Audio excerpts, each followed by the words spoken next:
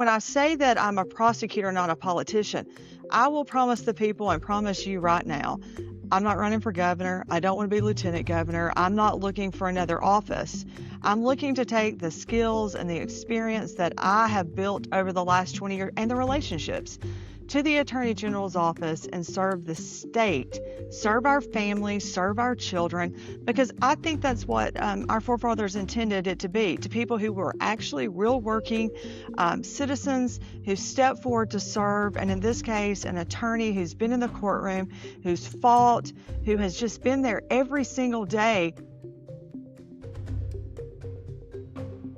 Today, we're talking about one of the most important offices in the state of Alabama, and that is the Office of Attorney General. I'm Bill Britt, and this matters.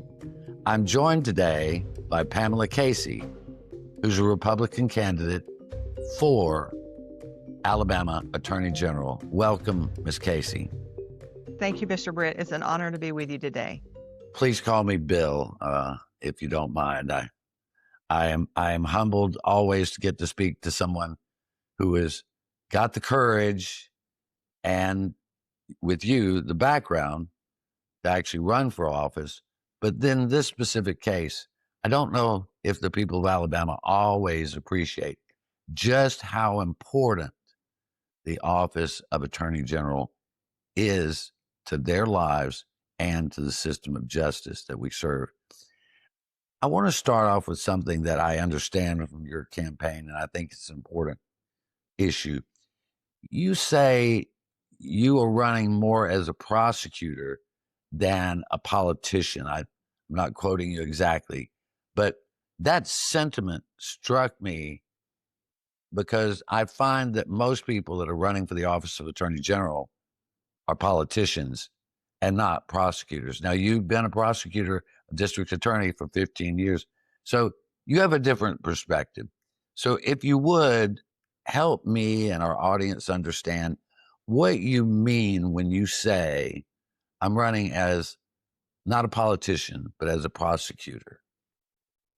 Yeah, so first of all, I think our forefathers meant for our elected officials to be everyday people that come forward to serve, whether they're accountants or lawyers or doctors.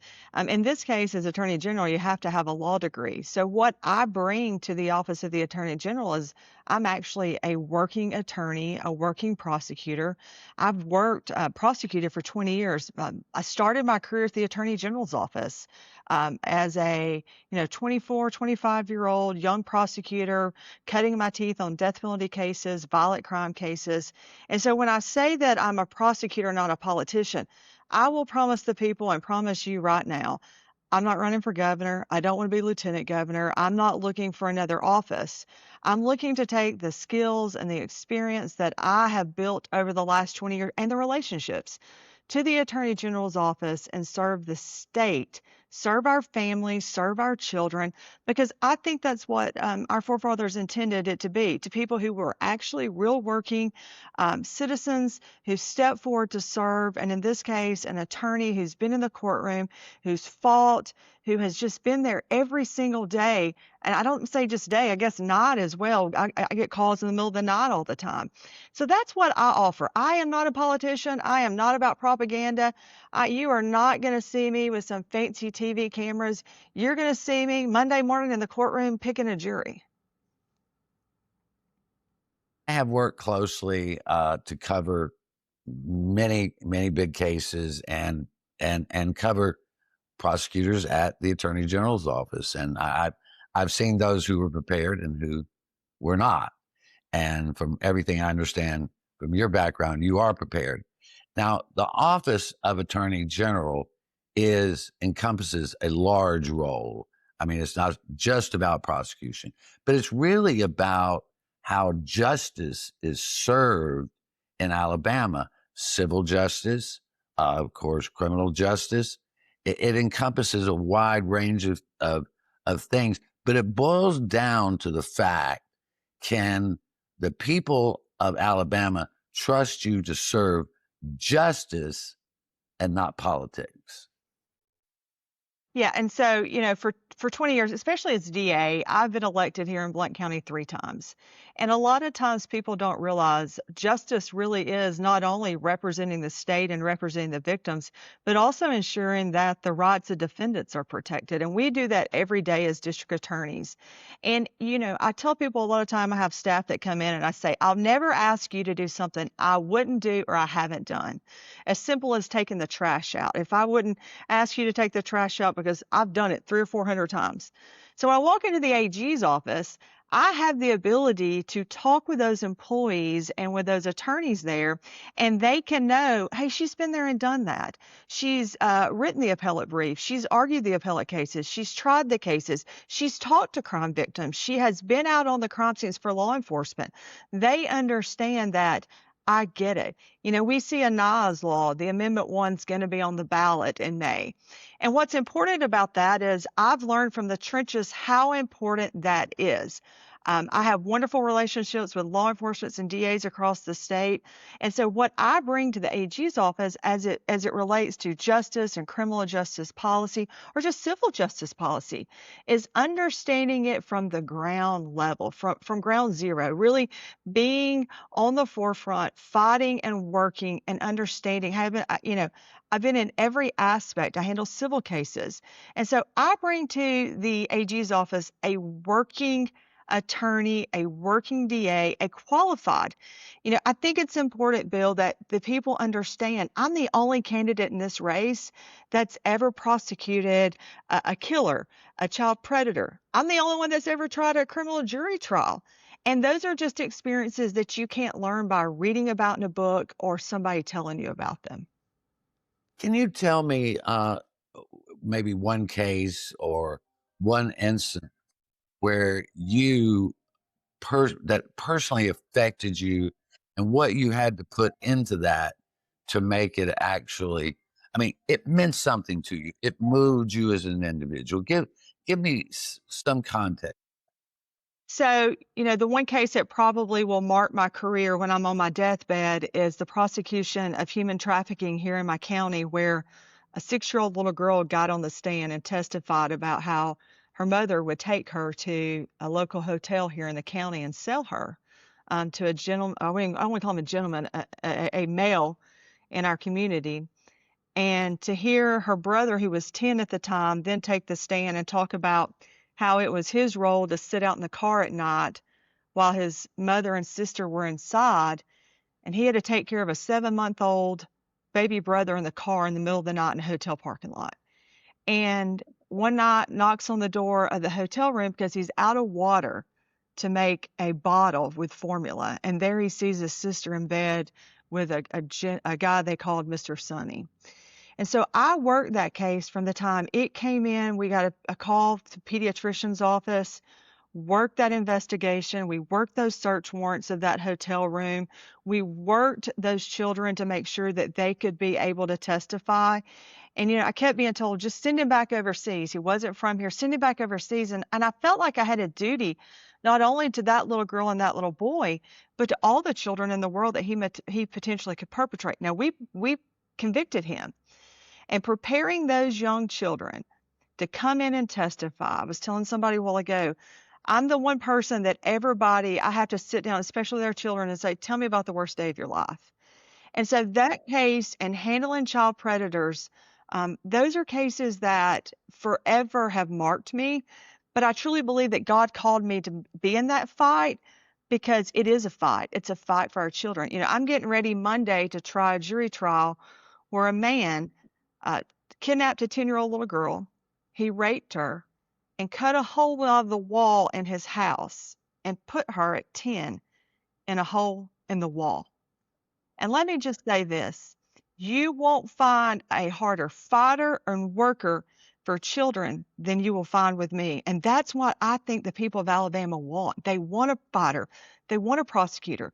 They want somebody who says, here, I have a record. Look what I've done. Those two stories horrified me just to listen to them. I can't imagine what it must be like to be in a courtroom and try to prosecute those, much less work with the children that have been so traumatized. Over the years, I've watched the Attorney General's office quite closely because, frankly, some of the reporting that I have done has ended up as a basis of a case.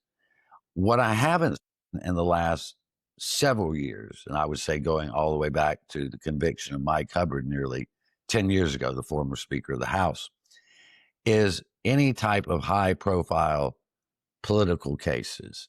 Now, I can't say for certain there's been any crimes committed there, but in general, I can say this with true conviction. I have not seen the Attorney General's office stand up to the politics of what happens from day to day in the state.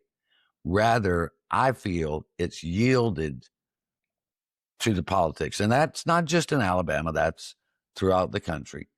I mean, what do you do when you see something wrong, but you understand there's a cost politically or potentially a political cost of that? How do you balance that in your mind?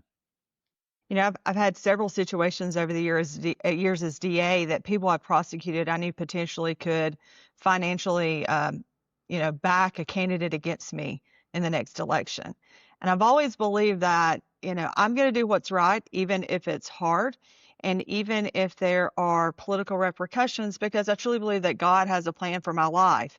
And if the people want somebody that will stand up and fight, then I'm the person for them. I told people when I ran for DA that I was going to treat everybody the same, no matter what your last name was, how much money you had, or where you were from, or who your daddy was. And I've done that. I've treated everyone the same, regardless of what position they've held. I've prosecuted mayors in our county. I've prosecuted law enforcement. I've prosecuted teachers. I made the hard decisions. But what has come with that is a reputation here in the county that people believe that if something's wrong, I'm going to go after it. And they'll say, as Pamela looked at it, and if Pamela's looked at it and she doesn't see that it's a crime, then they feel confident knowing that I've handled it because I've handled those hard cases. And look, across this state, the people of Alabama are tired of money and politics dictating their lives. They want a real person with real experience that they can trust. And I know it's hard when you hear the words trust and politician, and I'm not a politician. Or if you say trust an attorney general, I can promise, and I tell people, give me 4 years.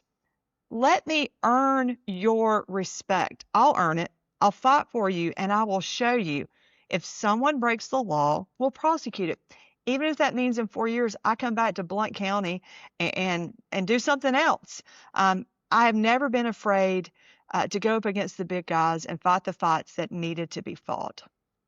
I had a friend who was a district attorney for years in St. Clair County, and he had a sign on his desk that said, "You must be willing to accept the case that could potentially end your career," something to that effect. And that was an entrance to that office that was true.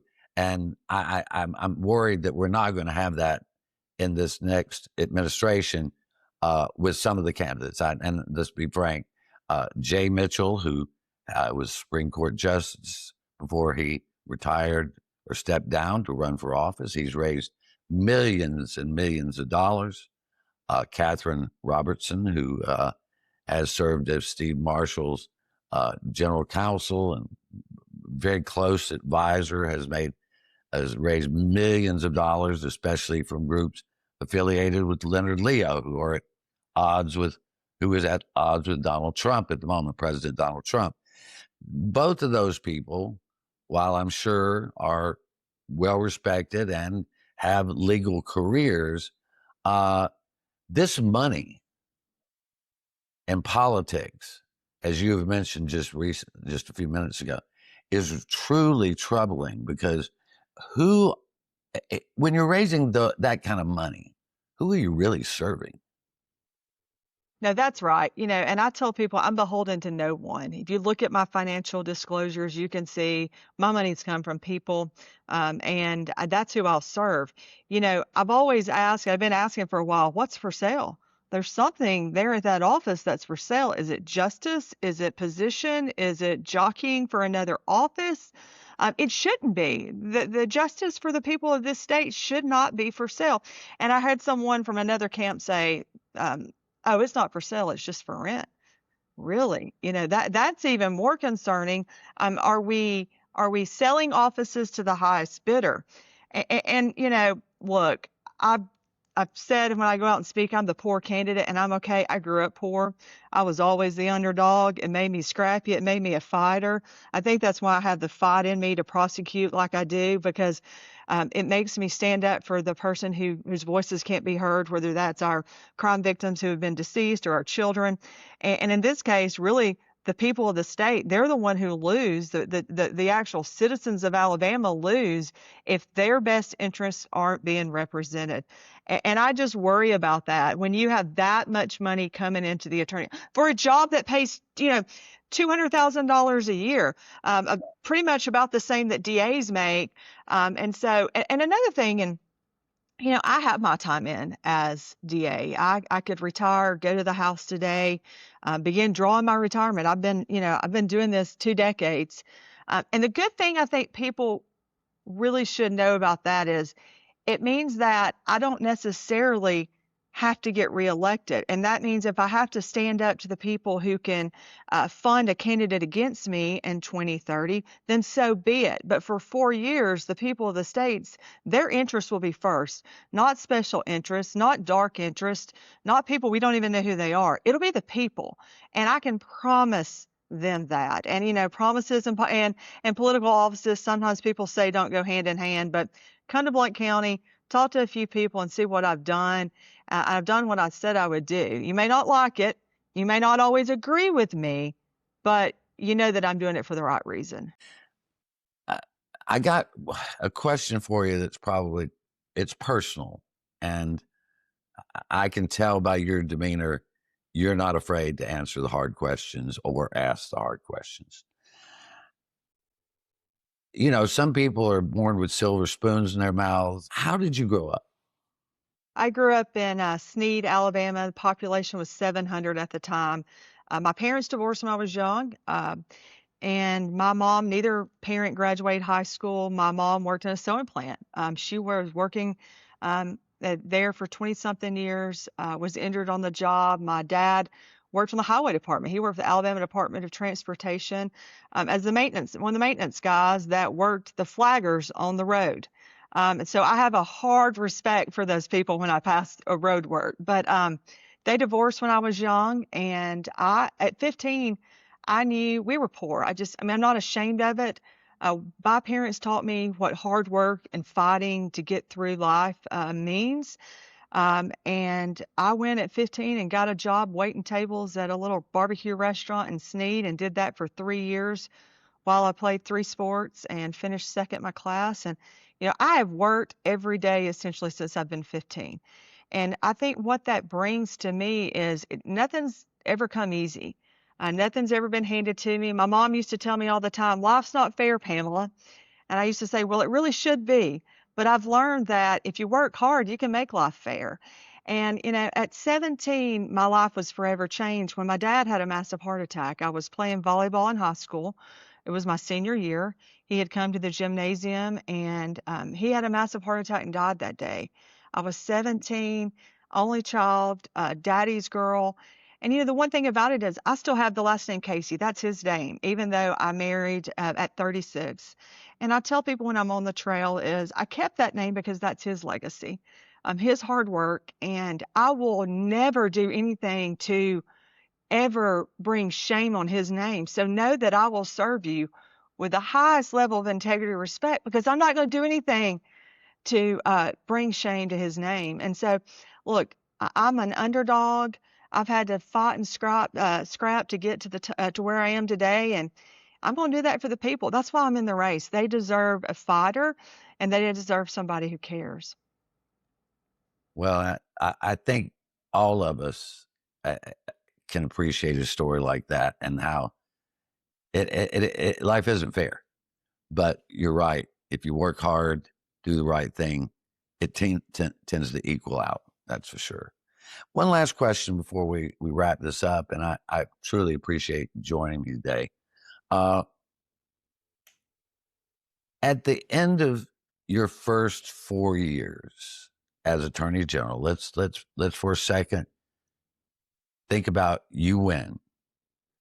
4 years from the day that you're sworn into office, what do you want the people of Alabama to think about your time serving them? I really want them to think that I'm just one of them. As I've crossed the state, I've given out my cell phone number because I want the people to know that if they have a problem, they should be able to call me. And some people say that's crazy, Pamela. I want the people to say, look, she picked up the phone. We need politicians and we need public servants who pick up the phone. And that means answering the call for criminal cases, answering the issues for civil cases. If that means driving to a small little town in Addison, Alabama, Arley, Alabama, Foley, Alabama, to meet with someone, I want them to say that she served. I want them to say she did what she told us she was going to do. She fought for us. I'm not going to align with any special interests, and they can continue to see that. And I want them to say, look, it's about time we had somebody who cared. I am the people's choice because I represent everyday Alabamians that look at the gas price and go, "Dadgum, it's almost $4," and I get it. And I want people to understand I'm the girl that mows her yard once a week. Don't let my husband do that. I'm one of you. And in 4 years, after I've served in 4 years, if you think I have disserviced the state in any way, don't vote for me again. But I promise them that I'm going to put crime victims, people of the state, law enforcement. My husband's an educator. I care about the role of education in the state. I will put all of those things first. And I will make sure that my door and my phone is always open and available to the people of the state. And I want them to say, she answered the calls. Well, I wish you the very best, and I want to thank you for spending time with me today and with our viewers. You have an important job to do now, and should you become Attorney General, it will be an extremely important job. Thank you for your willingness to step out there. Thanks, Bill. And like I tell everybody, if you can't remember which one I am, I'm the first one on the ballot. So pick the first one and keep going, go the next race. There you go. Well, that sounds like good advice. The voters have a choice to make, a serious choice, and let's hope they make the right one. Thank you. Our guest today has been Pamela Casey. She's a candidate for Republican Attorney General here in Alabama. This matters to me. I hope it matters to you.